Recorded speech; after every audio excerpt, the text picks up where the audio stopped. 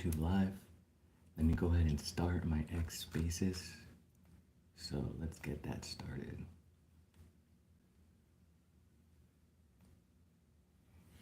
Okay, so I got my mic right here. This is for the X Spaces if that's where you're tuning in. But I'm also doing the YouTube Vertical Live. So feel free to tip on whichever one you prefer. All right, so good morning, winners. Today is December 11th, 2014, and we just got new reports, specifically reports on inflation. So let me take a moment here to at least pull up some details. If you're just tuning in on YouTube, please hit the like, please hit subscribe, and consider gifting. I'm trying out this new, let's see, retouch on. Oh, perfect. There you go. Now it's smoother, right? Okay, so let's go ahead and read the news here.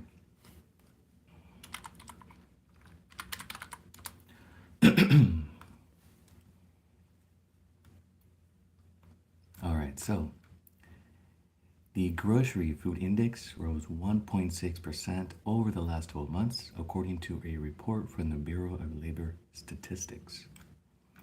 Year over year, U.S. inflation checked in at 2.7% in November, slightly higher than the 2.6% reported in October.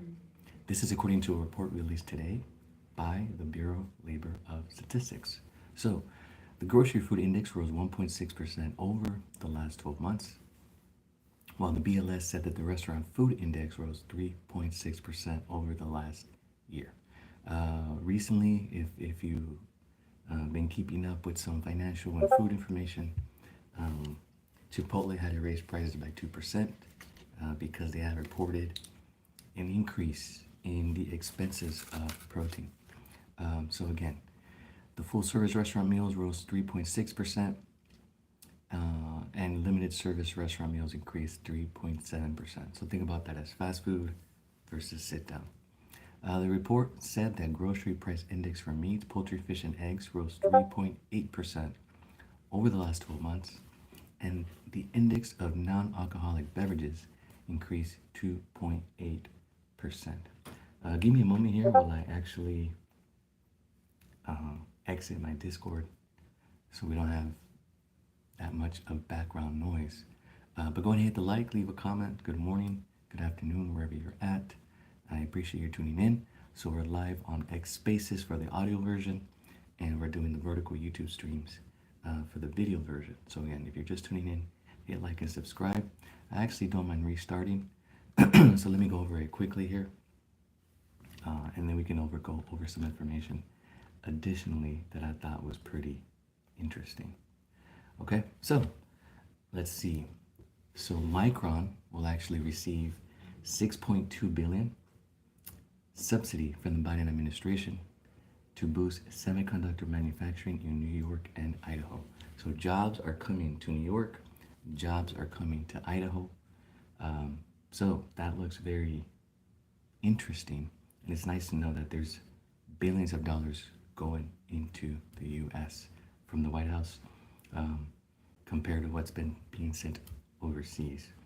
Since the re-election of Donald Trump, so now we're a little bit about 5 weeks in, ARK, ARKK, is up almost 28%. So if you bought that during the election night, you'll be up almost 30% today with your money. The U.S. Treasury will announce the results of a $39 billion auction of 10-year notes at 1 p.m. So that will be around 10 a.m. Pacific time, 1 p.m. Eastern time. So stay tuned for that information if that interests you.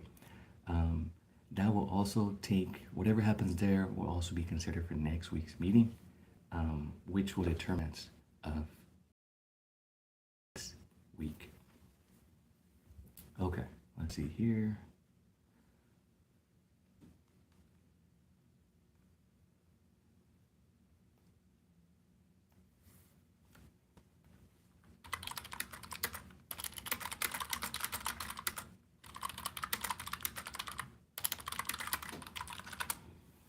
All right.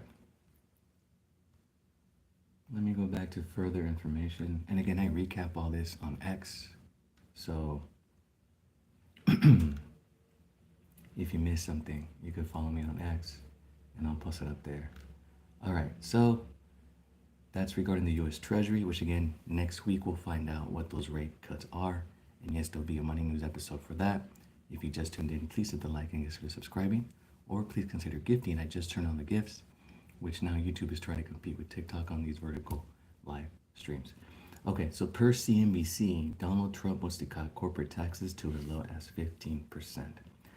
We saw the tax cuts back in 2017, and historically, there was never a time higher than that time where companies provided Christmas bonuses to their employees. So if that is the case, we're expecting that as well. Wall Street is already expecting bonuses as well. They've actually been gone for the last 4 years, and the stock market is actually not even doing that bad. But as I mentioned in Money News number 7, if you haven't checked it out, it is up on both X and YouTube. There's a lot of positive consumer and small business sentiment going into 2025. So 96% chance of rate cuts coming in next week. That could be the final rate cut of the year, and possibly the final rate cut for at least the next 6 months. I personally don't think things are going to get worse. I think some of these reports, like the jobs reports, they've been off by over 1 million jobs. So like they've been adjusted. So I don't think things are necessarily going to get worse. I do think though that things may start getting reported accurately, and then because of that, it seems that it's worse. So keep that in mind going into 2025. Current mortgage default rates are at historic lows. So nothing like 2008 at all. So that's good to know that a lot of people are still able to keep their homes even in difficult times. Fannie Mae and Freddie Mac actually have options where you can pause your mortgage payments for 3 months or 6 months, depending on your financial situation. And then they could just add those 3 months or those 6 months to the end of your loan when it matures. So if your loan, let's say your 30 years is up in 2050, for example, then you'll just add those 3 months and maybe it'll take you to 2051. So that's very good that they offer that option, and it definitely avoids a 2008 type of scenario. Okay, the first-time home buyer is actually now 38 years old. So the first-time home buyer is 38. That number was 36 and 33 just in the last few years alone. So they're pushing 40. They're pushing Gen X age almost, the first-time home buyer. So first-time home buyer is now 38 years old. Let me continue down with the information of the consumer prices. So the report said that grocery price index for meats, poultry, fish, and eggs rose 3.8% over the last 12 months, and the index for non-alcoholic beverages increased 2.8% over the same period. So fruits and vegetables index rose 1.1%, and the other food at home index increased 0.7%, according to the Bureau of Labor Statistics data. The index for dairy and related products increased 1.2% over the year. In contrast, the cereals and bakery products index declined 0.5% over the last year, the largest 12-month decline since 2017. Wow, okay. So the things I eat the least of, cereals and bakery products, are actually down. But if you're a person that's that big on the wheat products, good for you. That's a good sign, right? Okay, let's see. So eggs are up 8.2%. Beef is up 3.1%. I feel like I gotta sneeze, but I don't know how to pause it. So just hit the like and show some support, please. Or follow me on X, where we have X Spaces going live, and we have the video version going live here on YouTube. So hit the like and please consider subscribing. All right, so how is the stock market reacting to the inflation reports today? Let's take a look. So the NASDAQ surges and the Dow lags as the CPI inflation doesn't hit expectations. So let's see. Tech-heavy NASDAQ composite jumped about 1.3%. Google shares Alphabet extended gains to hit a record high as much as 4.6%. The S&P 500 rose around 0.7%, while the Dow Jones Industrial Average dropped roughly 0.1% in mid-morning. So not a lot of movement, not a lot of fluctuation. That's because a lot of the information that came out today was already expected yesterday or earlier in the week. So a lot of that was already priced in, unless some surprises came in, and you would see like a huger or bigger amount of fluctuation. All right, so CPI, keep in mind, increased 2.7% over the prior year, which is higher than October, so heading in the wrong direction. Now, the way the crypto market is reacting, we know when inflation goes up, Bitcoin goes up. So Bitcoin again is over 100,000, currently sitting at 101,000 and change. So good for Bitcoin. And it's obviously dragging Solana up with it, which is currently at 230. Yesterday was around 214. And then Dogecoin is up as well, currently almost at 42 cents. Cardano and Tron wrapping up the top 10 at $1.09 and 28 cents respectively. So when inflation comes in higher than expected or heads in the wrong direction, you can expect Bitcoin to shoot up. So if you keep up with the information or keep up with money news here by liking and subscribing. Hey, what's up, Nami Ufi? Thank you for tuning in. Appreciate the support. Then you would know, hey, most likely these reports are going to go ahead and come out not as expected or not in a positive light. You should start investing accordingly, right? So if you bought Bitcoin yesterday, you should be up today. Everyone that bought Bitcoin yesterday should be up today based on the inflation data. So keep that in mind. But again, none of this is financial advice. Please do your own research. But the trend is when inflation goes up, Bitcoin goes up. Oh, what's up, Tsunami and Tech? I see you on X Spaces. Shout out to Tsunami and shout out to the Tech. If you want to come up and speak, go ahead and raise your hand and we'll bring you on and talk about what you're working on and what you think about the latest inflation data. But we were just wrapping this up. We have the video version going on YouTube Live, but we do have the X version here, Tsunami and the Tech. So again, just quick recap. Inflation comes in higher in November than October, 2.7% in November, 2.6% in October. A lot of the inflation data, 30% of it is just based on housing, and rent is up 5%, which a lot of people are not talking about. But you tune into Money News number 8 on Stay Winning Podcast, whether it's on X on YouTube Live, to find out that information. All right. We know Chipotle rose prices for their food because of the cost. So grocery food index rose 1.6%. Limited service restaurants are up 3.7%, and full service restaurants are 3.6%. So Chipotle falls into that category, hence why they had to raise prices. Protein, such as fish, even eggs, they're up 3.8% over the last 12 months. Hence why example Chipotle has increased their prices. So you can totally see that there. The stock market, not a lot of movement because a lot of this was already expected. So NASDAQ surges, still lags a little bit, but not a lot of surprising fluctuations. Based on the reports today, we're at 96% expectation of the Fed cutting interest rates next week. And it could be the final cut for the year and possibly even the final cut for the next 6 months. Let's take a look. Let's bring on the Fed to the stage. The Fed, good morning, my friend. The stage is yours. And I have a mic on here so you can be heard on YouTube Live as well. Good morning. How's everything going? I actually had a quick question. So, in regards to inflation, we can see that everything is going up. And we also know that the Fed is overspending, which is actually surprisingly part of GDP, though they don't mention that. So, I was curious, do you think that because inflation is continuing to go up at such a rapid amount, that may actually be the reason for rate cuts? I know I was in a space with Grant Cardone, and he was given a really decent thesis as far as why there would be rate cuts. And basically, what it was coming down to was mainly the housing market and how people can barely afford to pay rent in apartments and stuff right now. But when you look at food and stuff, McDonald's has been coming up with these weird, nasty concoctions of meals and stuff, desperately trying to get people to go. So we know people are doing so bad economically that people that traditionally normally eat fast food are even starting to cook now. Do you think that may be related as to why we may be getting rate cuts possibly in December? Yeah, appreciate all that information, that Tag. You're right. A lot of fast food restaurants, especially McDonald's, have come up with some type of temporary menu or program to bring back uh, the lower price consumer, being that a lot of them have stepped out of McDonald's.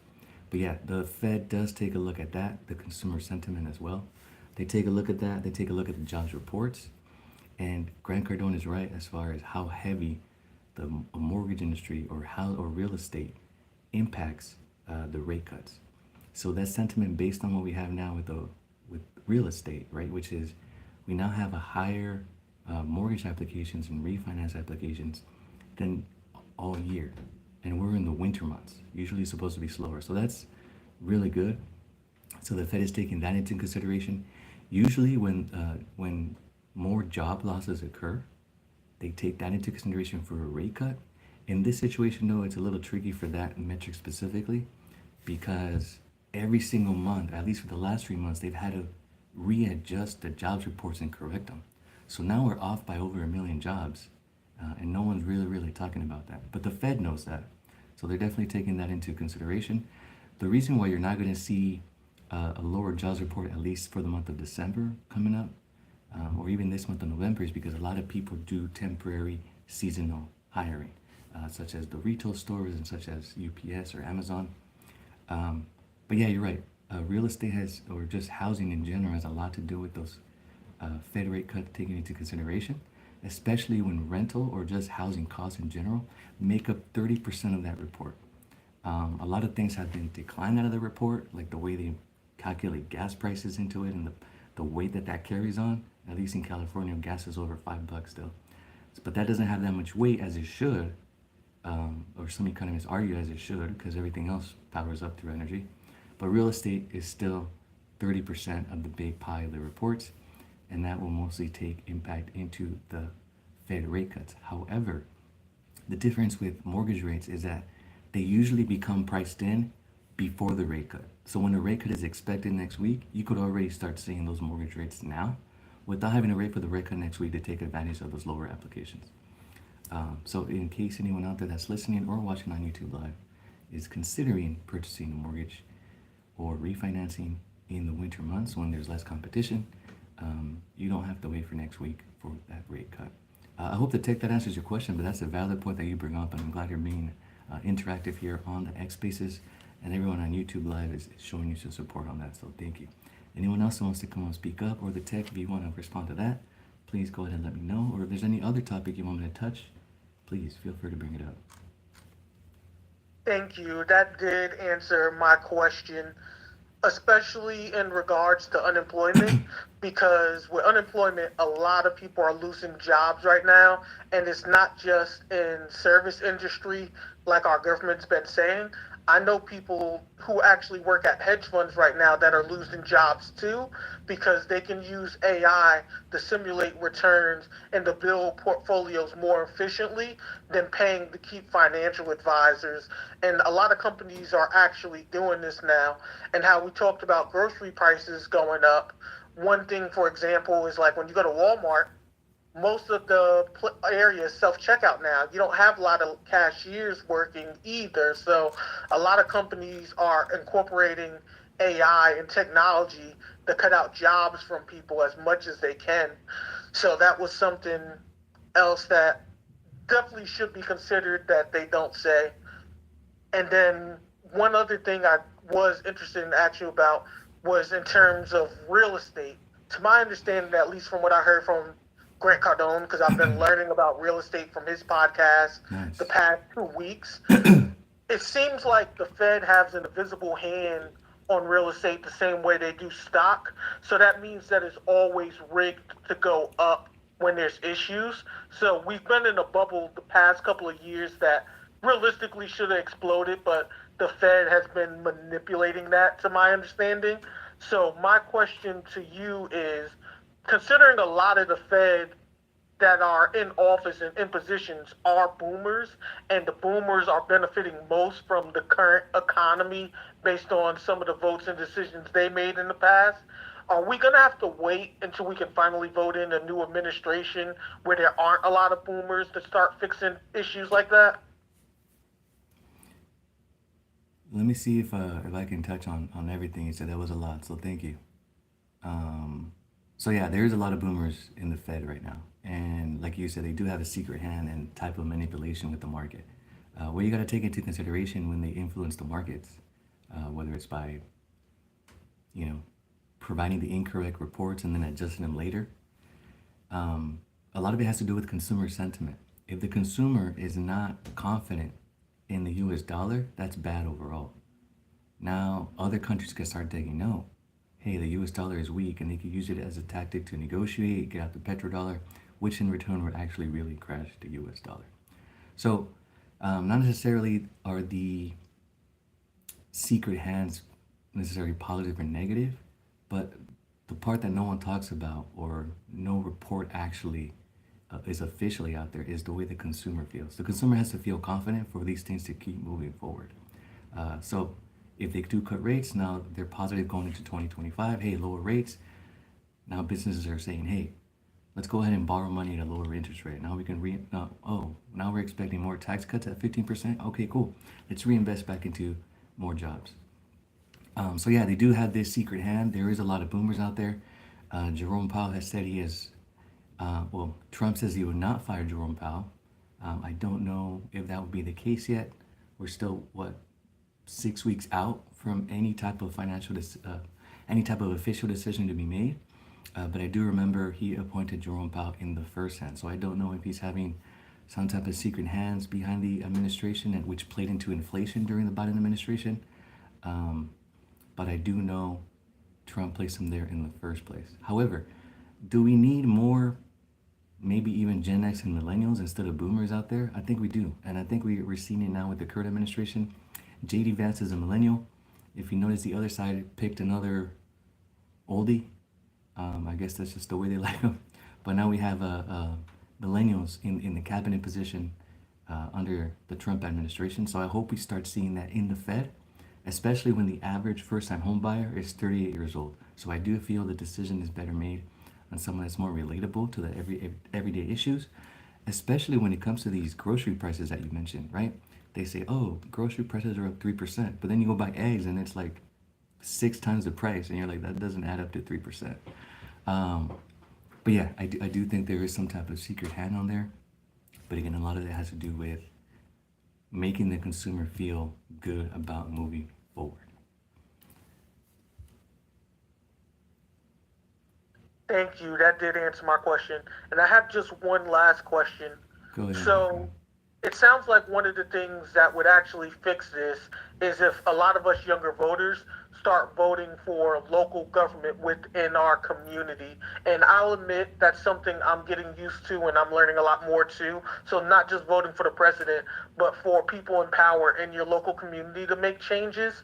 So that being said, since you're way more knowledgeable with the housing market than I am, what are some ways or verbiage that they might use for like a town hall meeting that's related to the housing market and what they're doing for housing markets within the local community? So we'll know, hey, if we can't make every town hall meeting, maybe this is one we should look into listening to. Oh, that's a very, very good one. Especially when you're talking about local community and the impact we can make, right? We actually have a bigger voice locally than we do federally, unless you're like Elon Musk and have billions of dollars. I know he pumped in like over 250 million into this election, and that's not even including the cost of X and the free speech for that. But the impacts you can make at your local community is huge. Let me give you an example, right? So someone runs for the school board. There's a boomer running on the school board whose kids are over 30 years old now, making decisions about someone else's kids when they don't have kids of their own in the school system anymore, right? How can you make an impact? If you're a millennial, you're most likely raising Gen Alpha right now, which is under 15 years old. They're the ones that are in the school system, right? So one thing that could come up is, hey, we want to provide more money for schools. How does that work? that means they're going to raise property taxes locally. So if you're trying to get into a real estate home in that certain community, that's something they may word it that way without saying, hey, we're going to raise your real estate taxes, right? They're going to make it all sounding juicy, like, wrap it up and sugarcoat it. Hey, we're going to fund schools more for X, Y, and Z program, right? So that's one part of it. And again, there's nothing wrong with giving money to schools, especially if your kids are in it. But now, all right, who's auditing that money? Where's that money going? Programs is this money going to contribute to? What are they going to be teaching? Are they going to be teaching more personal finance or more gender studies, right?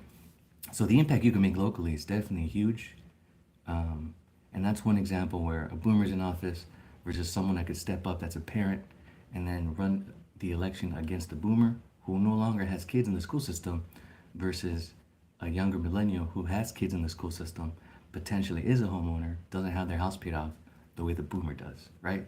So in my personal experience, that's also been the case with HOA. All the boomers are sitting on the board of the HOA saying, oh yeah, we're going to raise the HOA to do this. And it's like, well, hold on a minute. Some of us, this is our entry-level home. Like we're barely, making our mortgage payments. We don't have the extra resources to increase the HOA by $150. Like we don't need that extra pool. We don't need that extra gym. But the boomers, yes, they're out of touch because hey, your house is already paid off. So if your HOA goes up $100, you really don't feel the pain versus someone starting out raising a family and having to feed young mouths. So great example about the impacts you can make locally. That is very true, the tech. I do appreciate that. And those are two personal examples of mine where I can see, well, they word certain things. So just keep in mind where your local tax dollars go, which is the streets, the police department, the fire department, the library, and the school system. Awesome. Thank you. Yeah, thank you for tuning in to Tech. Tsunami, you want to come up and show Tsunami, the number one meme coin on the Sui network? Feel free to. If you're listening on YouTube Live, I do see you guys. Thank you for tuning in. Hit the like. Check out Tsunami meme coin on the Sui network, the number one meme coin on Sui.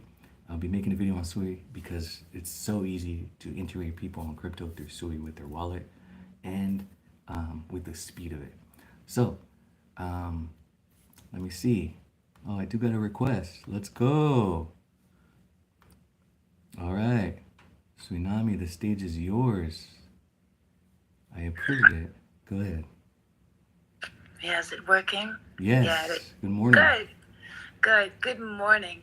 I was listening to all your alpha, and as somebody from Europe, it's very, very good to hear these things because it has a bear on the rest of the world and the world market. Correct. And so, thank you for all that information. It's sometimes hard to tap into from afar because things in the media are discussed in a different way that we are doing them on these spaces and that you are addressing them. So yeah, we look at the crypto market right now, it's pumping and Yes. very good. I think that, maybe we get a little bit of resistance, but all in all, the next coming 12 months can be life-changing in crypto, and I'm just happy to see Bitcoin is pulling up on the gold standard and following that chart more and more. It already took over market cap of silver. Wow. And, Yes. and so this all just feeds into having it as a buffer against inflation. I think the countries that are dealing with a lot of inflation, like Argentina, for example, they are mining Bitcoin, at large. They are DCAing in Bitcoin. And it just says something for the future that it is seen as a stable asset to buffer against the inflation. And I'm just happy to see that. And I'm just happy that when you are in crypto, that you're very, very early, right? Wow, well said. Yes, we are very early, even though Bitcoin has crossed over 100K again. But I do feel it's one of the best hedges against inflation, not just personally, but what you mentioned with these governments. If they start adding Bitcoin to their ledger, we can start bringing down the debt that these governments owe and start bringing down inflation. And for a moment, stop making the taxpayer, whether you're in the US or Argentina, the victim of the financial system. So I'm glad you brought that up. And yes, we are very early, but we're most early for Suinami on the Sui network. If you're looking into meme coins and you want to get into that, I myself hold a bag of Suinami on the Sui network. Great team, and I'm happy to have them on the stage here. But yes, I'm so glad you brought that up with Bitcoin. We're still very, very early. It's at 100K right now, and we have less than 6% of the world involved in crypto. So imagine when that 6% becomes 16%. And then when it becomes 26%, that's still the minority of the world. So if you guys think you're late, you are not. You are very, very early. And obviously there's other tokens as well and networks as well that you can join if you feel you can get a bigger bag. But Bitcoin is definitely here to stay. Like Tsunami mentioned, it's now worth more than the whole market of silver. I just want to shout out Lord MCB for also tuning in and listening to the Money News Inflation. Those that tune in on YouTube, again, don't forget to hit like. And Nami Ufi, who tuned in on YouTube Live and left a comment, thank you for that support. I'm doing the vertical live streams for the X Spaces on YouTube, and I'm doing the X Spaces by audio on X. Eventually, we'll be able to tip on X as well, the way we can do on YouTube live stream now, which wants to compete with TikTok. Okay, before I wrap this up, I want to make sure I address everyone's questions and everyone had a chance to speak on what they wanted to say today. This is a platform for that, especially for all my supporters. Tsunami, the Tech Lord, NBC, Nami, Ufi. Anything else anyone wants to bring up before we wrap this up? All right, winners. Well, I appreciate you tuning in. This was Money News number 8. We'll have Money News number 9 shortly and take a look at the rate cuts that are coming up. So thank you for tuning in. I'll see you on X and I'll see you on YouTube. Love you guys. Appreciate you. Stay winning.